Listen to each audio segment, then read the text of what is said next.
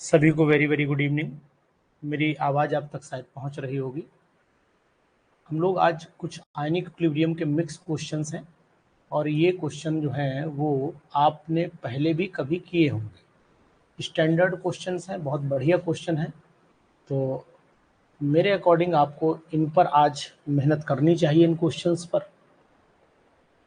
Questions पर मेहनत करनी चाहिए। बहुत ही अच्छे और ये कह सकते हैं कॉम्पिटिटिव जो पीजीटी लेवल में क्वेश्चंस आते हैं, अक्सर वही क्वेश्चंस मैंने उठा करके यहाँ पर लाया हूँ। और इनमें से कुछ क्वेश्चन ऐसे हैं जो CSIR नेट में भी पहले आ चुके हैं।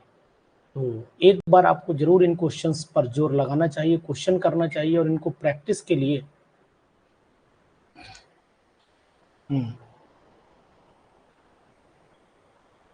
ठीक है ना जी। तो आ जाइए फटाफट, सभी लोग आ जाएं, जितने जल्दी से जल्दी हो सके सब लोग ज्वाइन करें सीरीज़ को। और क्वेश्चन हम 2 सेट में करा पाएंगे, एक तो थोड़े आज करेंगे और थोड़े हम लोग बाद में कर लेंगे।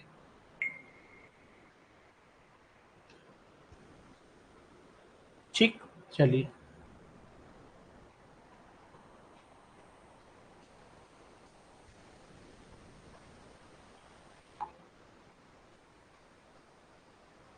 तो क्वेश्चन नंबर 1 CSIR से जुड़े हुए क्वेश्चन बहुत ही इंपॉर्टेंट क्वेश्चंस हैं और आप इन क्वेश्चंस को जरूर अटेम्प्ट करें मेरे अकॉर्डिंग और जवाब दें, बेस्ट जवाब जो आपको आता हो। और पेन और कॉपी लेकर के बैठिएगा, पेन और कॉपी लेकर के बैठिएगा, तभी आप बेटर जवाब हमें दे पाएंगे जी। सभी लोगों को एक बार नमस्कार। जल्दी से आ जाइए, फटाफट आइए, जितने भी लोग हैं जल्दी से आ जाएं।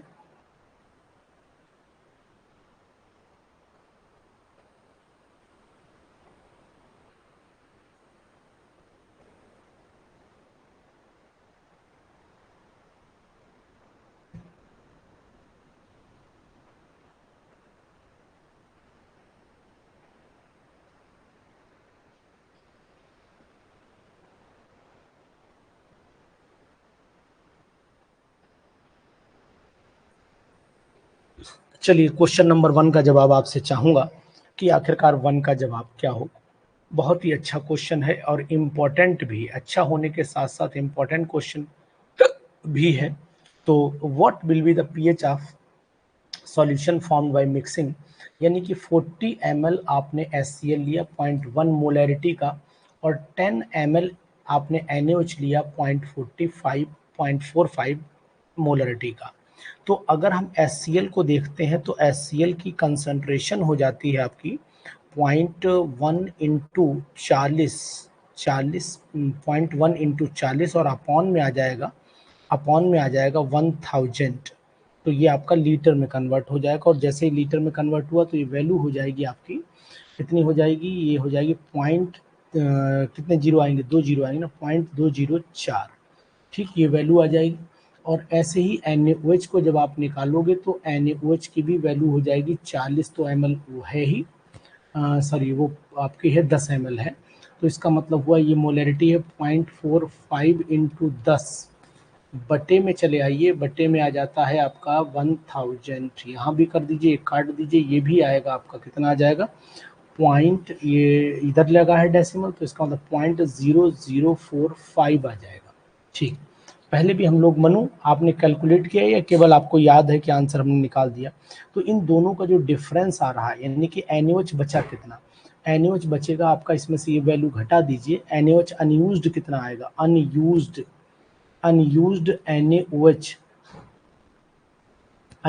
NaOH आएगा 0.0। ठीक है, 0.00 और एक 0 और 5, ये मोल आएंगे। और इसका मतलब है कि जो अनयूज्ड आया इसी का वॉल्यूम कितना 50 ml हो जाएगा। तो यहाँ पर अब आपका अनयूज वाला निकाल दो तो 0.0005 अपॉन में 50 हो जाएगा।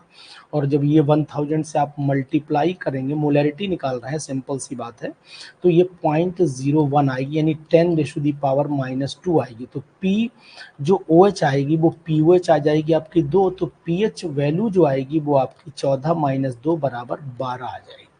ठीक है जी, बहुत ही अच्छा क्वेश्चन है, बहुत ही इम्पोर्टेंट क्वेश्चन है और ऐसे क्वेश्चन ही पीजीटीज में अक्सर लगता है कि ये सरल है, सरल है और है भी सरल, लेकिन अक्सर लोग इस पर जो फार्मूला अप्लाई कर देते हैं वो न्यूट्रलाइजेशन वाला N1V1 is equal two plus N2V2 या M2V2 is equal to M3V3, इस तरीके से निकालोगे तो वेरिएशन भी आपको दिखाई दे जाएगा। क्वेश्चन कितना मोलैरिटी आएगी सॉल्यूशन की वो आपको पता लग जाएगी। ठीक है ना। जी बिल्कुल, यानी कि यहाँ पर हमें माइनस करना पड़ेगा, प्लस नहीं करना पड़ेगा। मनु ने बिल्कुल सही बात की, यहाँ पर प्लस नहीं करना पड़ेगा क्योंकि दोनों की मोलैरिटी अगर आप चेक करोगे, दोनों के वॉल्यूम और मोलैरिटी अगर आप ध्यान दीजिए तो दोनों की वेरिएशन में जा रही है, माइनस करना पड़ेगा। रीज़न क्या है, सिर्फ ये है, रीज़न सिर्फ ये है, यहाँ प्लस नहीं होगा। रीज़न सिर्फ ये कि दोनों में से स्ट्रॉन्ग, भाई HCl भी स्ट्रॉन्ग है और NaOH भी स्ट्रॉन्ग है, तो हमें देखना पड़ेगा कि बचा कितना है, न्यूट्रलाइजेशन हो रहा है कि नहीं हो रहा है। तो न्यूट्रलाइज क्या 100% हुआ, तो 100% न्यूट्रलाइज नहीं हुआ, तो न्यूट्रलाइजेशन की वजह से हमें ये वैल्यू माइनस करनी पड़ेगी। वेरी गुड, शाबाश। बेस बच जाएगा, बेस बच जाएगा। अगर दोनों के नंबर ऑफ मोल बराबर आते तो 100% न्यूट्रलाइजेशन हो जाता। बहुत सुंदर, बहुत अच्छे से। ठीक है। चलिए आगे चले आते हैं, आगे चले आते हैं हम लोग नेक्स्ट कंडीशन पर। आइए सेकंड पॉइंट पर। इस सेकंड वाला भी बड़ा अच्छा क्वेश्चन है और ये भी आपका क्वेश्चन जवाब आपको देगा। अब 50, भावना बताइए, अब 50 ml solution of pH is equal to 1 is mixed 50 ml solution of pH2। pH अब मिक्सचर पूछ दिए इन्होंने, बहुत सुंदर। तो यानी कि अगर यहाँ पर हम लोग ये देखें, ये pH का मतलब हुआ कि हाइड्रोजन आयन कंसंट्रेशन यहाँ पर 10⁻⁻1 हो जाती है और यहाँ पर 10⁻2 हो जाती है। ठीक है। तो आफ्टर मिक्सिंग के बाद कंसंट्रेशन कितनी बचेगी, मिक्स कर दो दोनों को, हाइड्रोजन कंसंट्रेशन, इन दोनों को जोड़ना पड़ेगा ना, जोड़ना पड़ेगा, डिवाइड बाई 2 करना पड़ेगा, लगभग वही आएगी पॉइंट, देखना पड़ेगी 10⁻1 प्लस 10⁻2 डिवाइडेड बाई करना पड़ेगी आपको, एवरेज निकालना है तो 2 करनी पड़ेगी। और जब एवरेज निकालोगे दोनों की तो फिर बनेगी पॉइंट, एक तो बाहर आ गई वैल्यू, यानी 10⁻1 कॉमन ले लो, 0.1 ऐसे कहोगे 0.1 कॉमन ले लो, 0.1 बचा तो ये बन जाएगी 0.11 डिवाइडेड बाई 2 हो जाएगी और ये वैल्यू बनेगी आपको 2 पंजे 10 2.055, ये वैल्यू आपकी आ जाएगी। ठीक है। चलिए कोई दिक्कत नहीं, अब आप फार्मूला लगा दीजिए, मैंने तो डायरेक्ट लिख दिया। तो ये बन जाएगी अब आपकी 5.5 इंटू 10⁻2 हो जाएगी। pH निकाल दीजिए, pH is equal to the pH आप मिक्सचर निकालना है ना, pH आप मिक्सचर निकालना है। तो आफ्टर मिक्सिंग के बाद कंडीशन क्या बनेगी, आफ्टर मिक्सिंग के बाद बनेगी आपकी ये बन जाएगी 2 हो जाएगा, 2 ये तो 2 ही बचेगा और इसके बाद माइनस और ये रह जाएगा log 5.5। जी बिल्कुल भावना, सही जा रही है, सही दिशा में।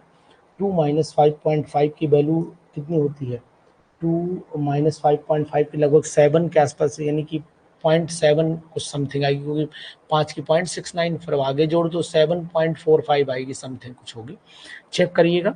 ये घटाइए, देखिए आंसर कितना आता है, 2.000 माइनस करिए 0.74, 5 मान सकते हो आप, चेक कर लो, 5 कर लो। यहाँ पर 0, 10 में से 5 गया 5, यहाँ पर 9 में से 2 बचा और यहाँ पर 1.25, तो 1.25 कोई है नहीं, तो लगभग 1.25 कोई है नहीं, वही मुझे 1.4 लेनी चाहिए थी एक्चुअल वैल्यू। तो यही आंसर एग्जैक्ट आ रहा है, बी ऑप्शन आ जाएगा भावना, बी ऑप्शन।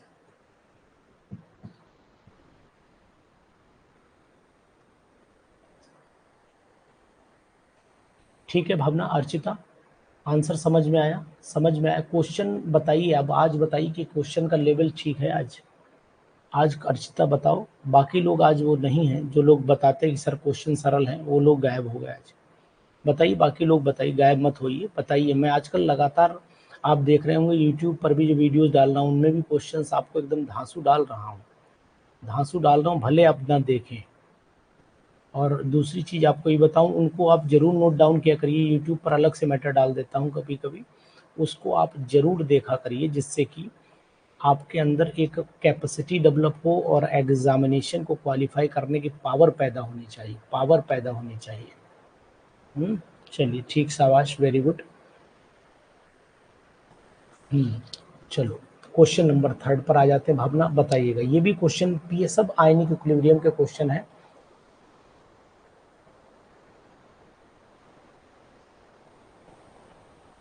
चलो कोई बात नहीं वर्मा जी, कभी कभी रास्तों में कंकड़ों पर भी चलना सीख लीजिए। वक्त का पता नहीं है कि कब हमारे पैरों में छाले पड़ जाए। तो इस बात का ध्यान दीजिए कि हम कभी जब वो सही रोड पर भी चल लें तो बीच बीच में पत्थरों पर भी चलने की आदत डाल लेनी चाहिए, क्योंकि वक्त का अंदाज नहीं कि कब हमें कंकड़ों पर चलना पड़ जाएगा। थर्ड वाले क्वेश्चन पर आ जाते हैं। बहुत ही अच्छा क्वेश्चन, बहुत ही सुंदर क्वेश्चन है। सुंदर का मतलब देखने में कोई कैटरीना कैफ नहीं है ये, और ना ही ये दूसरी है कोई। इस पर हमें हेंडरसन हेसलवॉक लगानी पड़ेगी, और हेंडरसन हेसलवॉक कहती है पीएच, हेंडरसन हेसलवॉक कहती है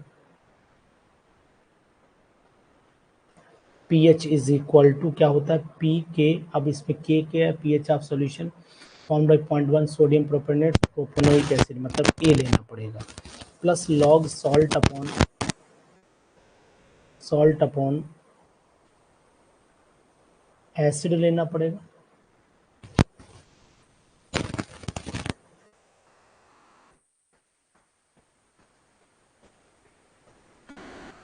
चलिए अब वैल्यू पुट कर देते हैं रविंदर वैल्यू पुट कर देते हैं। ये बताइए पी के ए की वैल्यू कितनी दे रखी है? के ए की वैल्यू तो दे रखी है आपको, के ए की वैल्यू दे रखी है, तो मतलब पी के ए इज इक्वल टू हो जाएगा माइनस लॉग के ए हो जाएगा। तो यहाँ पर सिंपल सी बात है, वैल्यू माइनस लॉग 1.3 इंटू 10⁻⁵ रख दें। बोलो हाँ और ना। लॉग 0.1 ऊपर रख दें, 0.1 नीचे, पॉइंट से पॉइंट जाने दें, तो ये log 1 आपका 0 हो जाता है। log 1 0, तो यहाँ पर log 1 की वैल्यू 0 लिख दीजिए। तो ये फैक्टर ही हट गया पूरा। जब ये फैक्टर हट गया तो फिर सॉल्व करना भी आसान हो गया मनु, है ना। तो ये 5 हो गया, 5 log 10 मतलब 5 ही रह जाएगा माइनस का, और log बचेगा हमारे पास में 1.3। इसकी वैल्यू डाल दो 5 माइनस लगभग, और लगभग वैल्यू जो है वो 1 के आसपास आएगी, तो 0.11 समथिंग जो भी आएगी।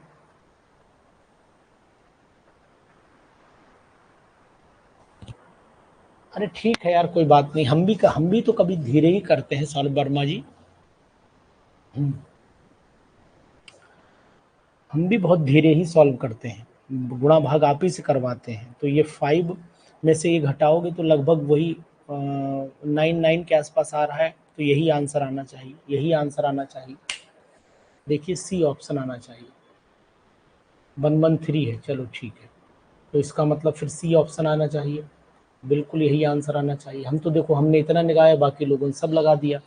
शाबाश, वेरी गुड, वेरी गुड, बहुत सुंदर, शाबाश। ये बताओ कि ऐसे ही अगर आप लोग मेहनत करते रहोगे ना, तो फिर बहुत ही अच्छे क्वेश्चंस आपको मिलते रहेंगे। और खासकर जब टेस्ट लिया करें तो टेस्ट में अपनी परफॉर्मेंस जरूर दिखाया करिए, जिससे कि मनु 6 माइनस कहाँ होगा, 5 ही माइनस होगा। मनु 6 कैसे कर रहे हो माइनस भाई? log 5 दिया है ना, यहाँ पर log 5 दिया है, 6 क्यों कर रहे हो आप? बेटा पानी दे दो एक बोतल में।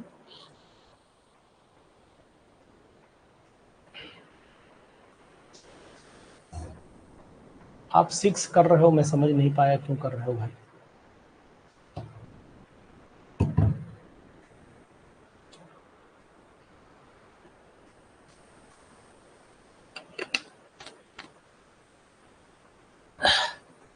चलिए कोई बात नहीं, अब आपने जो किया, फिलहाल हम अपने मुद्दे पे बढ़ते हैं आगे। आप ज़्यादा सॉल्व करिए, हमें कम करवाइए। हम कोशिश कर रहे हैं कि कम हो जाए सॉल्व। बहुत ही बेस्ट क्वेश्चन है, CSIR के भी क्वेश्चन है।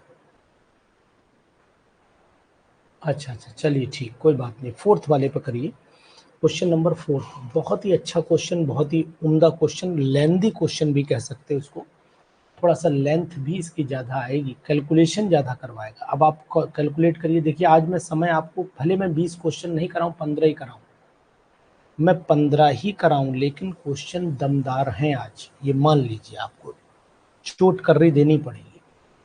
पीएच बफर सॉल्यूशन की पूछी है, पीएच आप बफर सॉल्यूशन पूछा है भाई साहब, तो पहले तो आपको आगे की वारदात को अंजाम देना पड़ेगा। यानी कि आप यहाँ पर पीएच निकालने के लिए आपको pKa की वैल्यू निकालनी पड़ेगी। Certain buffer solution contains equal concentrations, इसकी और इसकी कंसंट्रेशन जब इक्वल है तो फिर सिंपल सी बात है कि अभी हमने देखा, एक भाई बिल्कुल सही आपने जवाब दिया। अगर लॉग सॉल्ट अपॉन एसिड की वैल्यू, सॉल्ट अपॉन बेस की वैल्यू अगर आप 1 मान लेते हो तो ये सब खत्म हो जाता है, फैक्टरी खत्म, जीरो हो जाता है। जब ये जीरो हो जाएगा तो हमारे पास केवल यही बचेगा, और जब ये बचेगा तो इसका मतलब हुआ भाई पी। अब आप आगे देखो क्या करना पड़ेगा हमें, हम यहाँ से पीएच जब निकालेंगे तो पीएच का मतलब है हमें यहाँ पर पी के बी निकालना पड़ेगा, ठीक है। पी के बी, और पी के बी जो होगा माइनस लॉग, है ना, माइनस लॉग के बी से आप निकाल दीजिए। के बी की वैल्यू आपको गिवन है, के बी की वैल्यू गिवन है, के बी की वैल्यू गिवन है, तो लॉग पी के बी जो है वो 10 हो जाएगा। तो जब 10 हो जाएगा तो चौथे का आंसर भी आपको मिल जाएगा। कितना, पीएच निकालिएगा 10 माइनस 4, बिल्कुल सही। पी के बी कितना आ जाएगा, 10 आ जाएगा, और पी के बी जब 10 आ जाएगा तो मीन्स ये हुआ कि यहाँ पर हम लोग पीएच जब निकालेंगे तो pH is equal to 14 minus 10 बराबर 4 आ जाएगा। तो आंसर हमारा फिर यहाँ ए बिल्कुल साफ दिखाई देगा, क्योंकि ये पी ओ एच आएगा ना, ये पी ओ एच के बराबर आएगा, तो पी एच क्या होगा, P H is equal to 14 minus P O H हो जाएगा। समझ गए ना, समझ गए ना, कोई दिक्कत तो नहीं। समझने में लग रहा हो कि सर आपने शॉर्टकट मार दिया।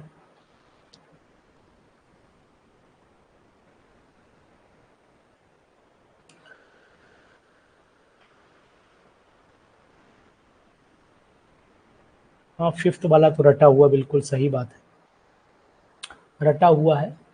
अब यहाँ पर तो 6.99 समथिंग आंसर ही नहीं दिया है। जब आंसर नहीं दिया है तो बस 7 ही मानना पड़ेगा हमें, 7 ही मानना पड़ेगा, है ना। एग्जैक्ट आंसर जो है 6.96 समथिंग आता है, ये आंसर आता है। जी,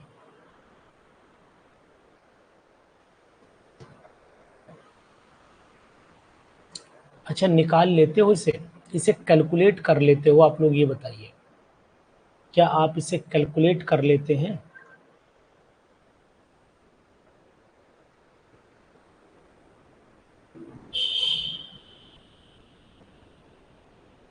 ठीक, भावना सही कह रही हो, नियरली पूछा है तो नियरली फिर हो गया भी, बिल्कुल सटीक।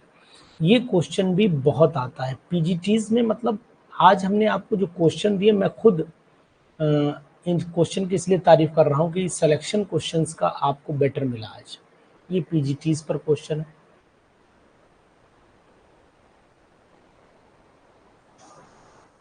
सल्फानिलिक एसिड इज एन,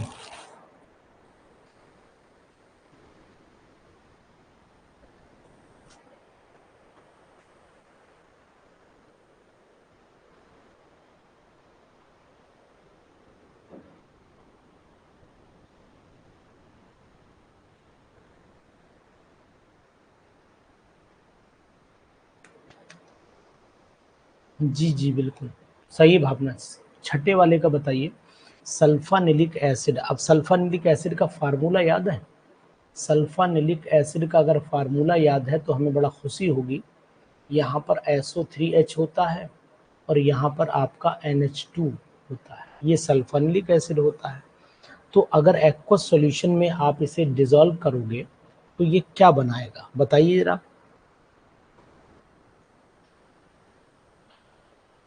बिल्कुल,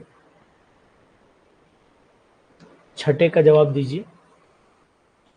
ये H, भाई H यहाँ से रिलीज होता है, ये H रिलीज भी करता है और ये लोन पेयर भी है, ज्वेटर आयन बना लेता है।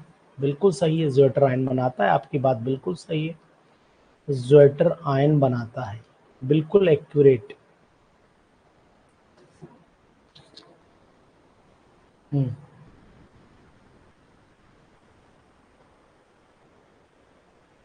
ये लोन पेयर डोनेट कर सकता है और ये एच भी डोनेट कर सकता है, मतलब ये लुइस बेस भी है और ये आर्हेनियस एसिड भी है।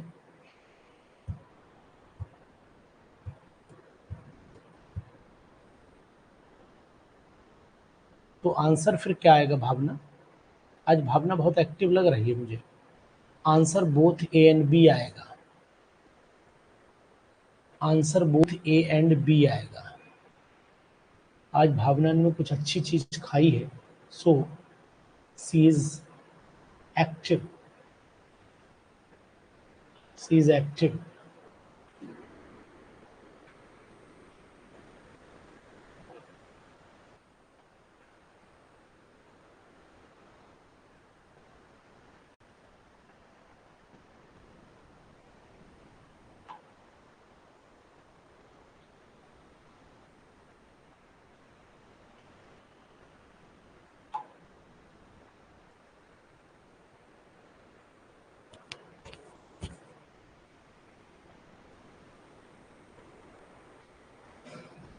अच्छा, ट्रेनिंग खत्म हुई है इसलिए कूदा फांदी कर रही हो।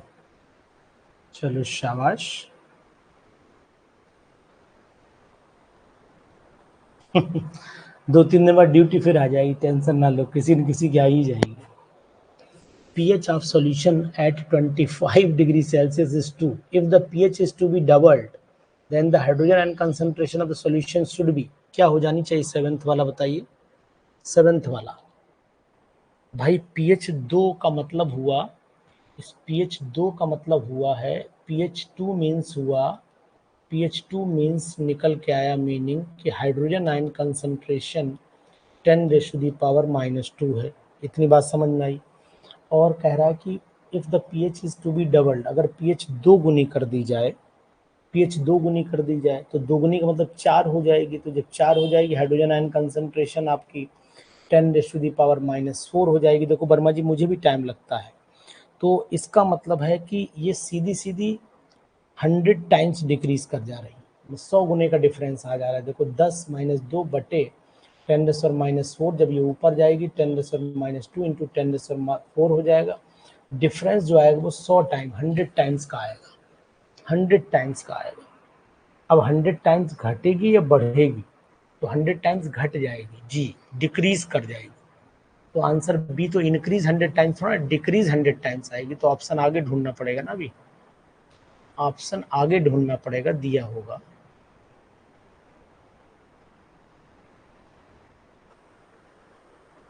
डिक्रीज 100 टाइम्स, ये डी ऑप्शन आएगा, डी ऑप्शन आएगा। ठीक है वर्मा जी, डिक्रीज होगा।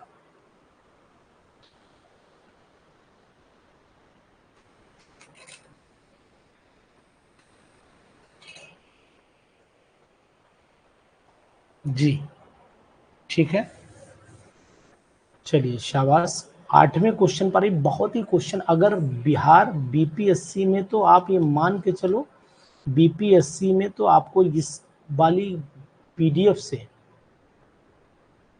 इस वाली पीडीएफ से कम 3 क्वेश्चंस आपको मिलेंगे। 3 क्वेश्चंस तो 100% मिलने हैं। चलिए कोई बात नहीं। अब ये कह रहे हैं कि सर थोड़ा क्लियर करिए, घटने का मतलब क्या है? बिल्कुल क्लियर करेंगे भाई, क्लियर करने के लिए बैठे हैं। देखो अब ये बताओ कि आपने जो पीएच ले रखी है वो, यहाँ जो अगर आपने पीएच ले रखी है 2, तो हाइड्रोजन आयन कंसंट्रेशन ये थी।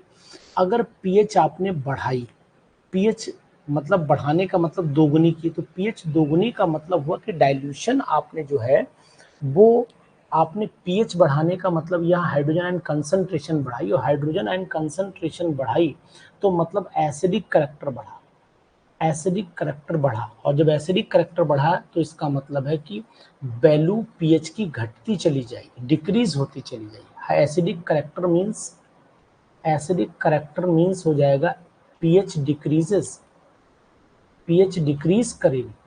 अब आई बात समझ में? और पीएच डिक्रीज का मतलब है इंक्रीज नहीं आएगी 100 गुना, ये बात है।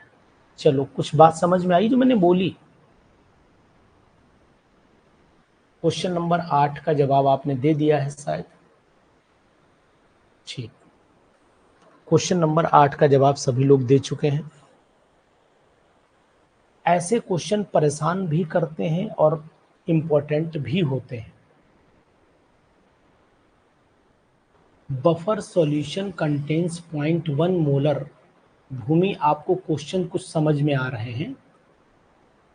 Buffer solution contains 0.1 molar.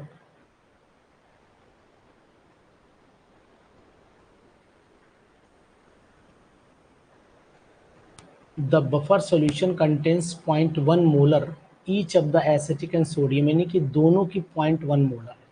तो सिंपल सी बात है कि भाई यहाँ पर हम देखो, हम तो पूरा इसलिए बताते हैं कि पता लग जाए, ये वैल्यू हट जाएगी तो ये 1 हो जाएगी और log 1 जो होता है 0 हो जाए, खत्म हो गई। तो ये pH जो है वो बराबर आ जाएगी, pH बराबर आ जाएगी pKb के, pKa के। तो ये दोनों वैल्यूज बराबर हो जाएंगी। कंसंट्रेशन सेम होने पर दोनों वैल्यूज बराबर हो जाती हैं। ये बात ध्यान दीजिए।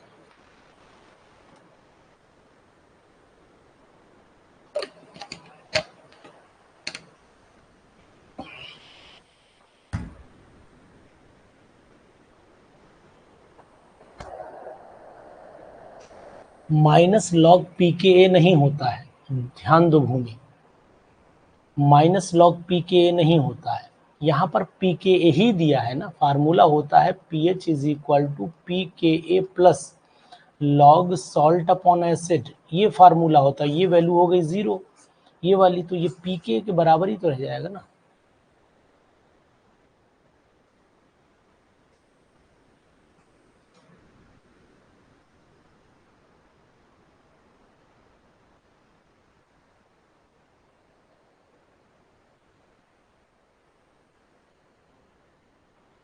तो आंसर 8 वाले का क्या लगाया गया? आंसर 8 वाले का ए लगाया गया ना। ठीक,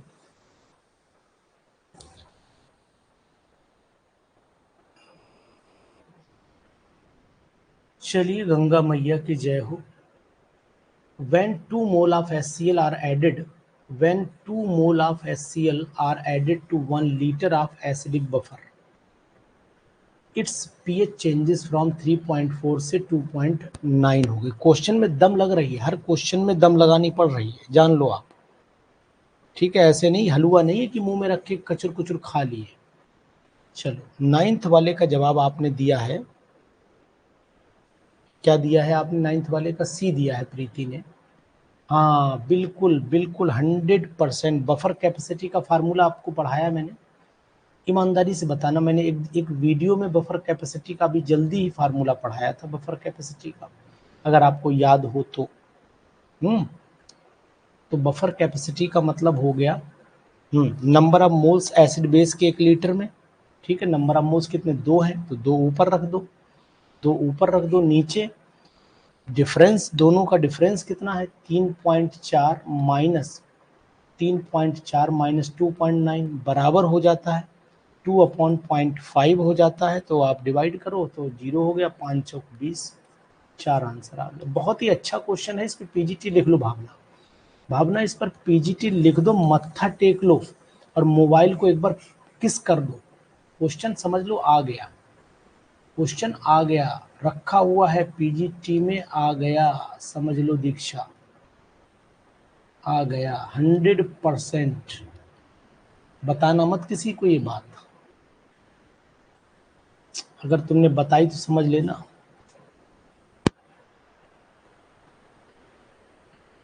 फिर नहीं आएगा।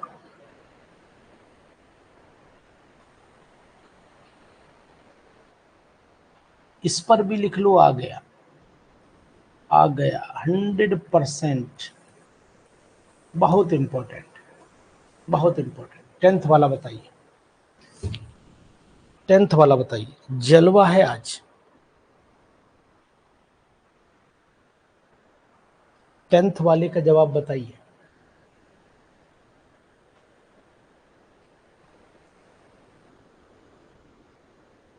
तो क्या दोबारा नहीं आ सकता है? आज तो मार कूद रही हो बहुत भैया, का बात है।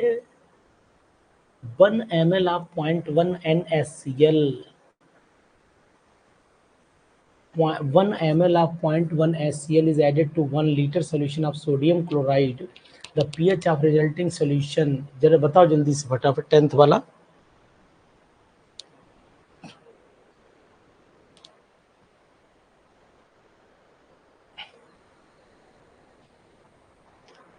वन ml है ना, 1 ml है तो 1 ml का मतलब हुआ 1/1000 लीटर में कर दो मल्टीप्लाइड बाई 0.1 तो मतलब हुआ 10⁻⁻⁴.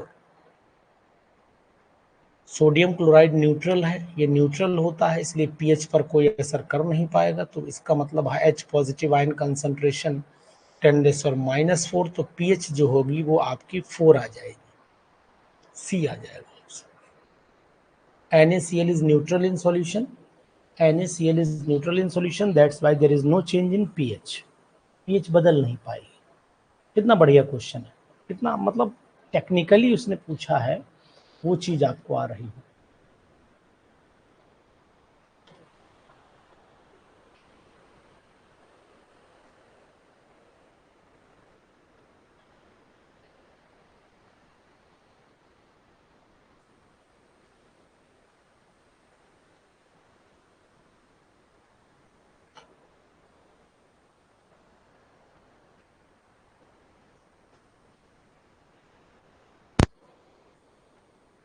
नॉर्मेलिटी को मोल में कन्वर्ट करना नहीं है, आप नॉर्मेलिटी से ही निकाल दो, नॉर्मल में चेंज मत करिए, कोई जरूरत नहीं है. HCl की नॉर्मेलिटी मोलरिटी दोनों सेम ही आएंगी क्योंकि हाइड्रोजन की वैल्यू वही है ना, इसलिए चेंज करने की जरूरत नहीं है आपको. नॉर्मेलिटी मोलरिटी सेम है इसकी. अगर H2SO4 होता तो चेंज करनी पड़ती, H2SO4 होता तो चेंज करनी पड़ती क्योंकि वहां दोगुना हो जाती मोलरिटी. जी साहब. 11वां, what is the decreasing order of the strength of the bases. वही मतलब न्यूक्लियोफिलिसिटी का ऑर्डर की अगर हम बात करें, सबसे अच्छा न्यूक्लियोफाइल कौन सा होगा. हाँ ठीक है, तो 11 वाला बताइए जवाब. 11 वाले का जवाब ए दे रहे हैं सभी लोग. द डिक्रीजिंग ऑर्डर है ना, स्ट्रेंथ ऑफ बेस. हाँ बेसिक तो सबसे अच्छा बेसिक तो वही होगा जी. सपोर्टिंग ग्रुप तो यही लगा है ना.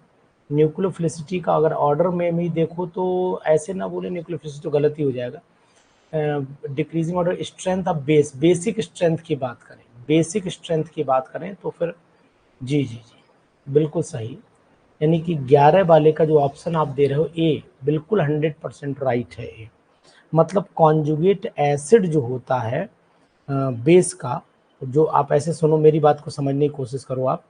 कॉन्जुगेट एसिड अब आप निकालना पड़ेगा, तो कॉन्जुगेट एसिड किसका स्ट्रांग होगा, इसका स्ट्रांग होगा, तो इसका मतलब इसका बेस वीक हो जाएगा, तो इसी तरीके से हम ऑर्डर लगा देंगे.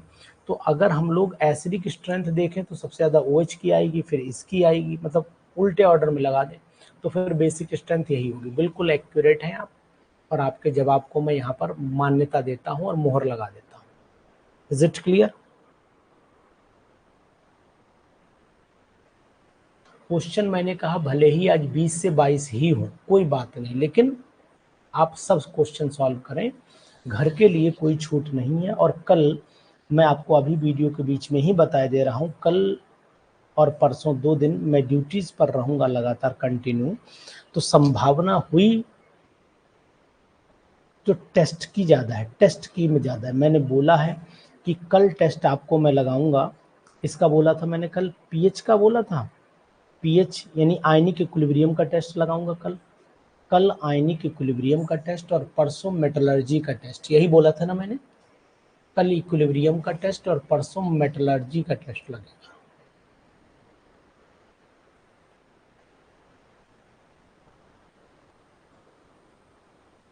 मैसेज एक बार ग्रुप में डाल दो तो हमें भी याद रहेगा, नहीं तो पेपर सेट करते समय दिक्कत हो सकती है, भूल जाए कहीं. टाइमिंग 9 PM ही रहेगी और ऑटो रहेगा, अपने ऑनलाइन टेस्ट के प्लेटफॉर्म पर ही दीजिएगा.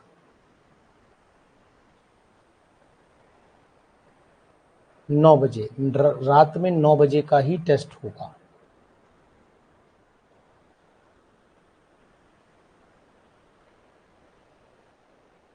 बिल्कुल रविंदर, इसके बाद करा देंगे, मंडे को करा देंगे, मंडे को कैटलिस्ट और एड्जॉर्प्शन फुल करा देंगे, कोई टेंशन ना लो आप कतई, टेंशन हमें दे दो।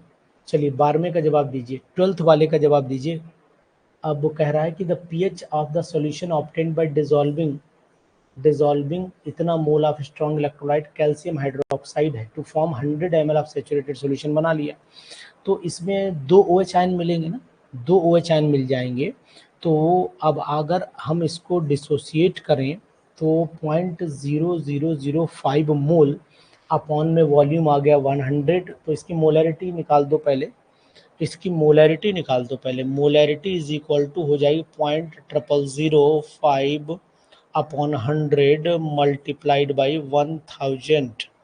तो 2 यानी कि 0.005 रह जाएगा, और 0.005 का मतलब OH आयन कंसंट्रेशन हो जाएगी इसकी 2 गुनी, OH आयन कंसंट्रेशन हो जाएगी आपकी 2 इंटू 0.005। तो इसका मतलब हुआ 5 2 पंजे 10, तो हो जाएगा आपका 0.01 ये हुआ। तो इसका मतलब आपकी POH जो आएगी वो आएगी 2, तो pH आपकी आएगी 12, सी ऑप्शन।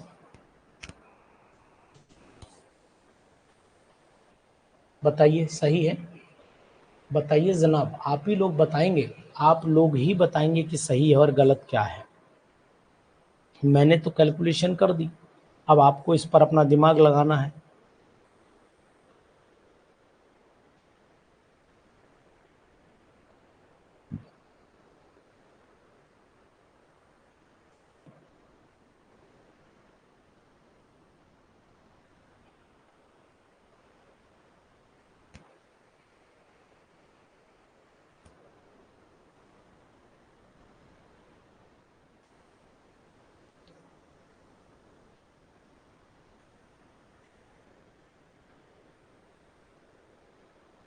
क्वेश्चन नंबर 13 पर आइए। क्वेश्चन नंबर 13, जीभ कट गई बोलते बोलते, जीभ आ गई दांतों के बीच में, कवड़ा आ गया, बोलने में दिक्कत होने लगी। 13 पे आइए। 0.1 normal solution of sodium bicarbonate has the pH value. बहुत सुंदर क्वेश्चन, एक ही झटके में पीजीटी उतार देगा, ये एक ही झटके में उतार देगा। बताइए जल्दी से, 13 वाले का जवाब दे दीजिए, बहुत ज़्यादा बुद्धि नहीं लगानी है। 13 वाले का जवाब दे दीजिए, बहुत ज़्यादा बुद्धि नहीं लगानी है। सोडियम बाइकार्बोनेट NaHCO3, यही वाला तो पूछा था आपने, यही वाला तो पूछा था भावना। भावना ने यही क्वेश्चन तो शायद कल पूछा था, जहां तक मुझे याद आ पा रहा है।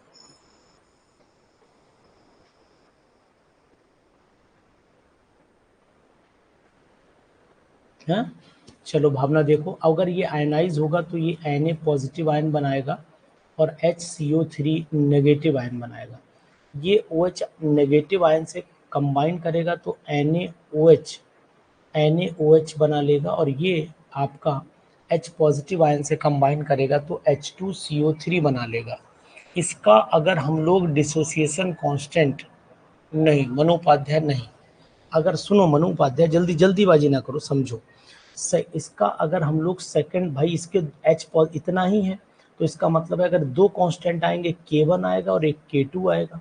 तो K2 जो निकल के, भाई K1 जब आएगा तो K1 क्या आएगा, K1 तो ये आएगा, K1 आएगा आपका H positive ion into HCO3 negative ion upon H2CO3, और K2 अगर निकालोगे तो यहाँ पर आएगा H positive ion into CO3 di negative ion divided by आ जाएगा आपका HCO3 नेगेटिव आयन, ये आएगा। तो इसका मतलब हुआ कि इसकी Ka2 वैल्यू उतनी भी कम नहीं है जितनी कम आप सोच रहे हैं। मतलब ये ऐसे बोले कि second ionization constant of carbonic acid is very small and the solution will be basic, ये आप बोल सकते हो। लेकिन बाइकार्बोनेट आयन इज जो है स्ट्रॉन्ग बेस के साथ में इतनी वैल्यू को क्या हुआ कि मेंटेन कर देंगे, इसे न्यूट्रलाइज करते रहेंगे, तो 100% ये बहुत ज़्यादा इसकी पीएच वैल्यू नहीं जाएगी। पीएच वैल्यू कितनी आएगी, लेस देन 13 है, जो 13 लेस देन का ऑप्शन आपको एक ही दिखाई दे रहा है यहाँ पर 8। अगर बेसिक देखो, ये तो एसिडिक में चला गया, ये न्यूट्रल में चला गया, ये एसिडिक में ये दो ऑप्शन आपके सामने दिख रहे थे। मोर बेसिक ये हो नहीं सकता क्योंकि ये इसको न्यूट्रलाइज भी करेगा, ये इसको न्यूट्रलाइज भी करता रहेगा, है ना। HCO3 जो है वो NaOH को न्यूट्रलाइज, ये वाला कार्बोनिक एसिड न्यूट्रलाइज करता रहेगा, और न्यूट्रलाइज करने की वजह से हमारा जो सही आंसर आना चाहिए वो 8.4 ही आना चाहिए। अब भावना समझ में आई आपके बात? भावना बताइए, न्यूट्रलाइजेशन अगर नहीं कर पाता तब आंसर आ जाता,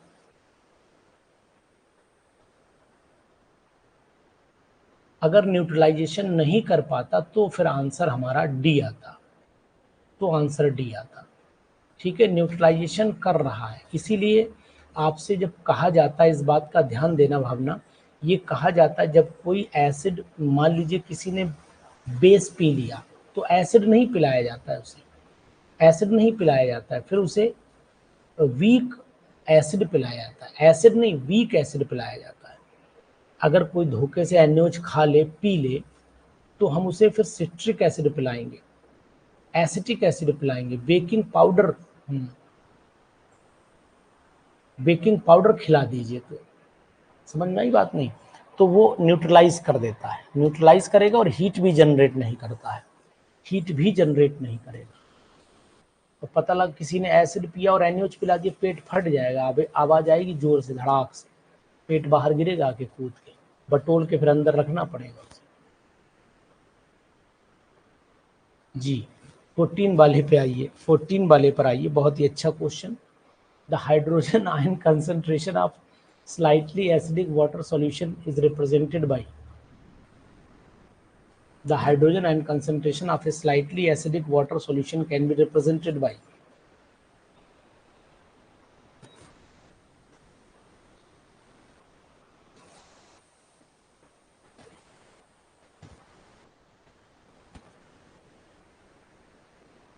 जी बिल्कुल सही दीक्षा रानी, आपका जवाब बिल्कुल ठीक है। भाई आप ये बताइए कि H positive ion concentration is equal to क्या होता है? H positive ion concentration is equal to, हमने पढ़ा है आपको, 10⁻⁻ pH होता है, और स्लाइटली अगर वो एसिडिक है तो 14 में से आपको वैल्यू घटाना पड़ेगी। भाई pH आप ये भी जानते हैं, pH is equal to 14 - POH होता है। ठीक है, इस वैल्यू को ले जाइए ऊपर टांग दीजिए, आंसर आपका सेट से आ जाएगा।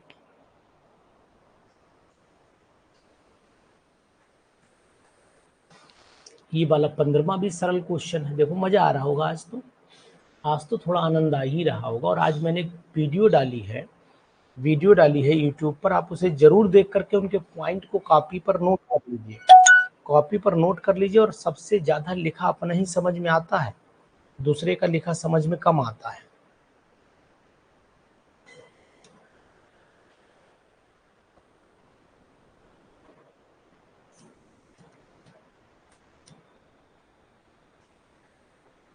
उसे देख लीजिए और पॉइंट को नोट कर लीजिए कहीं पर।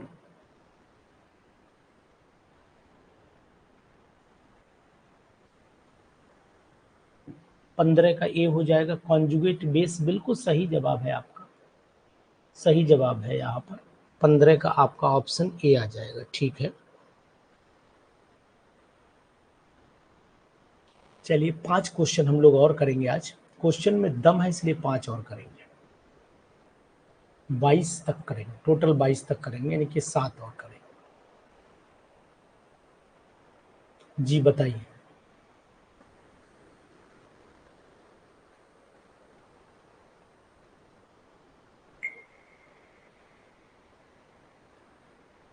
An example of buffer solution is, बताइए, ढूंढ करके बताइए जल्दी से।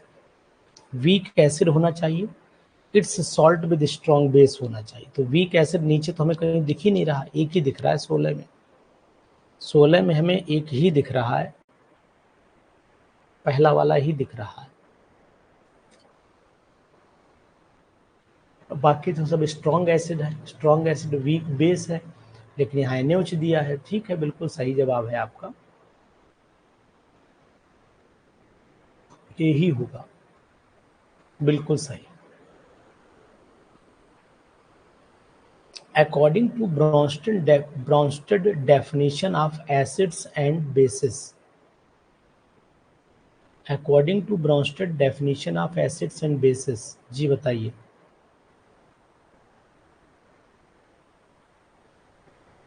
एसिड्स आर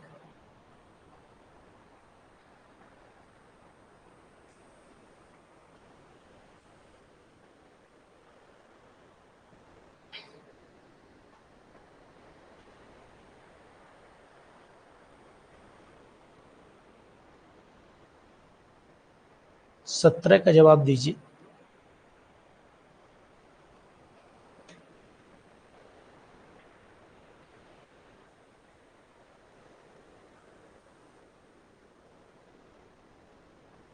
डी होगा। देखो सेम सब्सटेंस तो नहीं हो सकते हैं, ये तो काट दीजिए आप। N acid can yield a base bye gaining a proton.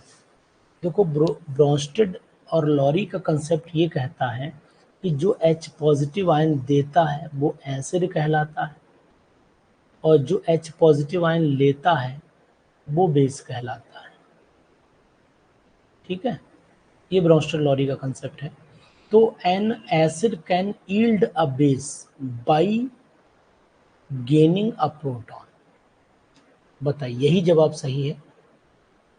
B he option सही है यहाँ पर। 17 का बी ऑप्शन ही सही है यहाँ पर, क्योंकि a base can not be an ion, ये तो बात हुई ही नहीं, है ना। A base may be electrically neutral substance. तो क्या इलेक्ट्रिकली न्यूट्रल सब्सटेंस बेस ना, इसके अकॉर्डिंग तो जब H पॉजिटिव आयन गेन करेगा तो पॉसिबिलिटी नहीं दिख रही है ना, ब्रोंस्टेड लॉरी के अकॉर्डिंग तो नहीं है। Base can not B cation ना, यही आंसर है, बी ही ऑप्शन है, बी ऑप्शन राइट है।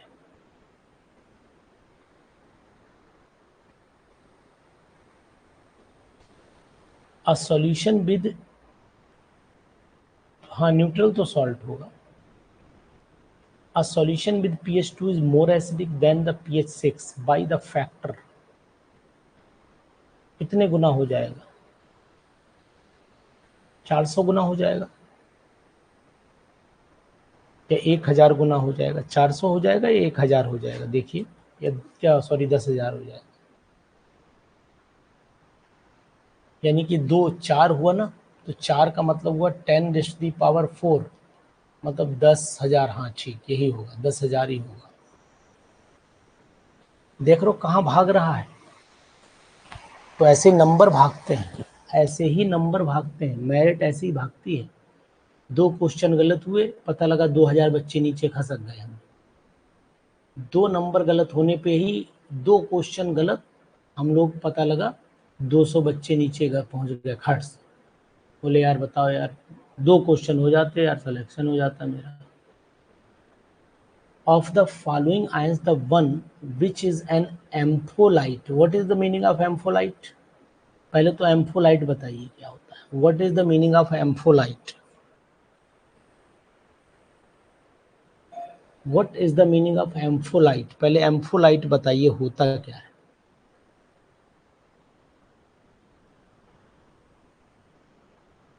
एम्फोलाइट होता क्या है, पहले ये बताइए।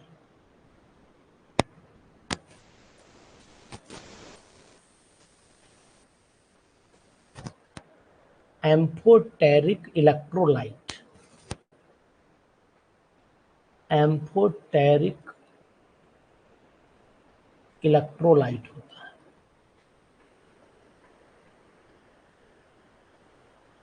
है। सही जवाब दे रहे हैं आप लोग, जो दोनों करेक्टर रखता हो। ये H दे भी सकता है, ये H दे भी सकता है, और ये H ले भी सकता है। ठीक है बच्चा, बिल्कुल right.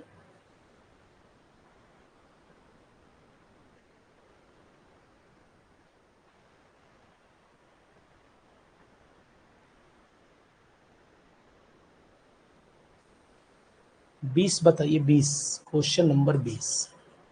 Which one of the following species may be Lewis base? Which of the following species may be Lewis base? बहुत अच्छा क्वेश्चन। लुइस बेस वही होगा जिस पर इलेक्ट्रॉन का पेयर होगा। जिस पर इलेक्ट्रॉन का पेयर होगा। बाकी तो ये तो होगा नहीं, ये भी नहीं होगा, ये भी नहीं होगा, तो फिर ऑप्शन आपका ये बचा। ठीक है, बता दीजिए दोनों question. According to the protonic concept of acid and base which of the following subscribe. Weak acid कौन सा है?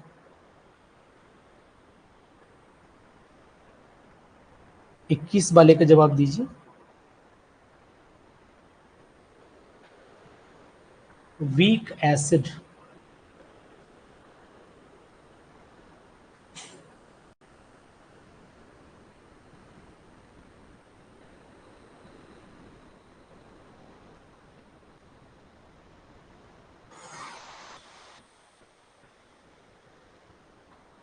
प्रोटोनिक कंसेप्ट लगाना है आपको। प्रोटोनिक कंसेप्ट के अकॉर्डिंग तो फिर सी होगा ना, प्रोटोनिक कंसेप्ट के अकॉर्डिंग तो सी आएगा, क्योंकि according to the protonic concept of acid and bases which of the following is a substance classified as a weak acid।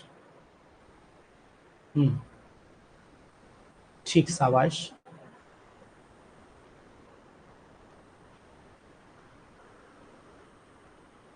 चलिए 22वां बताइए। If a solid sodium acetate dilute solution of the acetic acid pH will be. Sodium acetate dilute solution of acetic buffer बन जाएगा, buffer हो जाएगा क्या, या increase कर जाएगा, या डिक्रीज कर जाएगा?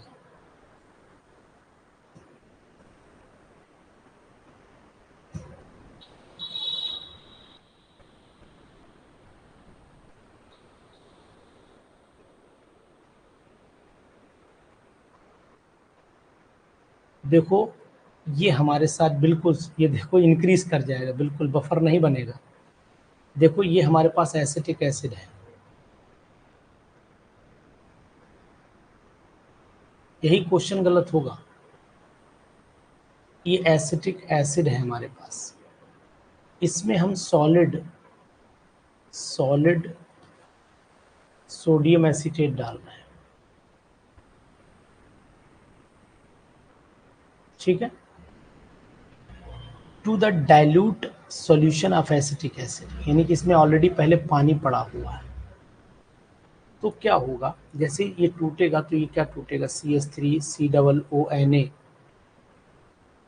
CH3COO, हाँ यस, CH3COO नेगेटिव और Na पॉजिटिव में टूटेगा, और ऑलरेडी वहां पर CH3COO नेगेटिव आयन आपको दिख रहा है, ठीक है, और यहाँ पर H पॉजिटिव आयन भी है। तो अब आप ये बताइए कि ये अगर वाटर के साथ में, ये कंप्लीटली आयोनाइज है, वाटर के साथ में रिएक्शन करेगा, जब वाटर के साथ में रिएक्शन करेगा मतलब OH नेगेटिव आयन से कंबाइन करेगा, NaOH बना लेगा, तो फिर उस कंडीशन में इंक्रीज करनी चाहिए वैल्यू, इंक्रीज करेगा जी।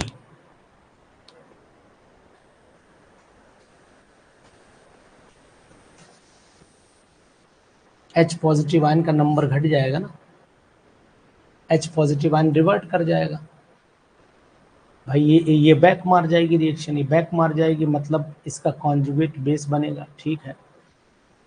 आंसर ए लगेगा, अधिकतर लोग ये लगा के आएंगे, 90% लोग आंसर यही बी लगा के आएंगे, बी, जबकि होना तो ए चाहिए, उन्हें बफर ही दिखाई देगा।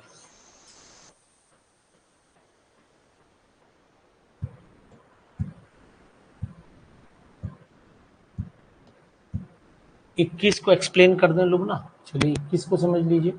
According to the protonic concept acid and bases which of the following is a substance classified as a weak acid. तो देखो वीक एसिड वो होगा, पहले समझो बात को, जो H जल्दी ना दे। वीक एसिड, भाई एसिड क्या होता है, acids are those which gives H positive ion, तो NH4 पॉजिटिव जो है वो जल्दी H देने की कंडीशन में नहीं है, वो जल्दी, इट इज स्टेबल फॉर्म में रहता है ना, तो ये जब जल्दी H नहीं देगा, बाकी लोग तो H दे ही नहीं रहे, ठीक है, ये बाकी लोग तो फिर दे ही नहीं रहे, तो बाकी लोग तो वीक है, बेस है ही, ये सब एक्सेप्ट करेंगे H पॉजिटिव, ये एक्सेप्ट करेंगे H पॉजिटिव, ये एक्सेप्ट करेंगे H पॉजिटिव, ये सब एक्सेप्ट करेंगे, लेकिन ये बेचारा जो है वो देगा। तो एसिड तो ये है, लेकिन ये तो दे ही नहीं रहे ना, तो इनके कंपैरिजन में ये वीक बन गया। प्रोटोनिक कंसेप्ट के अकॉर्डिंग ये सब ले रहे हैं, तो बेस हो गए, तो बेस तो फिर इसका मतलब एसिड को कंडीशन ही खत्म हो गई, तो यही हो जाएगा। चलिए ठीक है, बाकी रिमेनिंग क्वेश्चंस हम लोग मंडे को करेंगे, और मंडे के बाद कल और परसों 2 दिन हम टेस्ट रखेंगे, ठीक है। कल परसों हम लोग टेस्ट रखेंगे। टेस्ट आपको फिर बता दे रहा हूँ।